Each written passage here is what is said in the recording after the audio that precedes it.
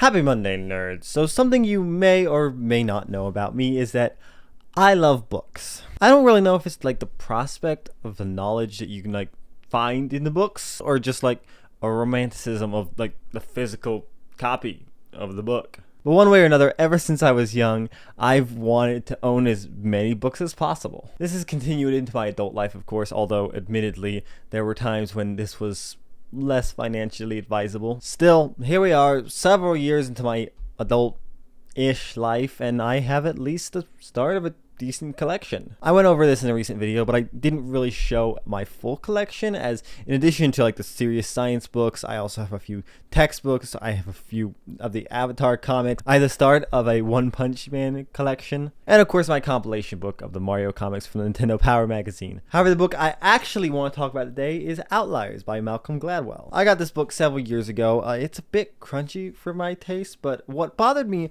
about the book was how the previous owner highlighted entire passages in the book. Like, entire paragraphs are just circled and underlined in this ugly thick pen.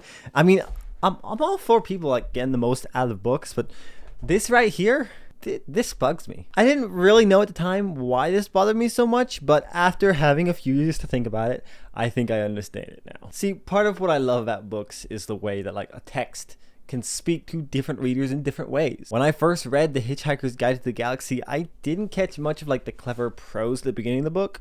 I was like too busy trying to get into the story. Going back to that opening paragraph, however, I was shocked at just how hilarious but also poetic it was. That opening paragraph in and of itself is a work of pure genius, and if you haven't read The Hitchhiker's Guide to the Galaxy, I recommend you do. But having read this book for the first time, I missed just how good some of the prose was at the beginning because it wasn't interesting to me just yet. So going back to the book, there was something you need to take out of it. Now imagine if I'd like highlighted that section of the book, like, oh look, this section's really good. Somebody else could have picked that book up, and if it's their first time, they would have not had the experience of finding it on their own like I did. But like, that's a fiction book, right? Like, highlighting a fiction book is equivalent to like pointing out where the important parts on a painting are. Surely things are different on like a textbook, right? Well, fellow nerds, believe it or not, there's actually not a lot of evidence that like highlighting or underlying things in the textbook actually helps you remember stuff.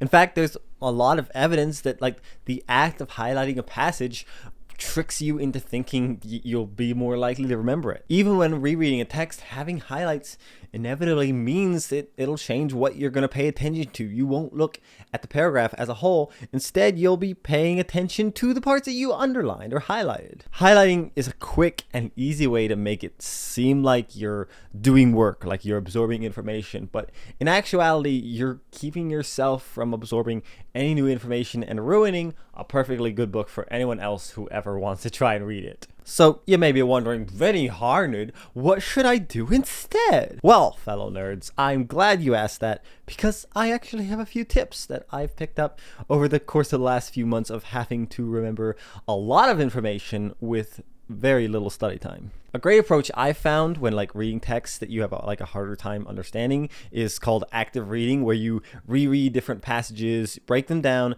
tell it back to yourself in your own words. It's a lot more work, to be sure, but it helps a lot when you need to go back and study things. If you also have a separate notebook, like with notes written on it about a subject or a passage, it can help you going back. So instead of rereading the textbook or the book itself that you're supposed to be going through, instead you review the things you wrote about it, and that means essentially you'll have a much stronger emotional connection to it. So yeah, bottom line, don't write in your books. Like, we have actual books for that. It's crazy. They're called notebooks. And that way you don't end up scribbling all over your copy of a book, which later you'll sell on eBay to some weird guy on the internet who complains about it. Friends, I love you, love yourselves, and I will see you all next Monday.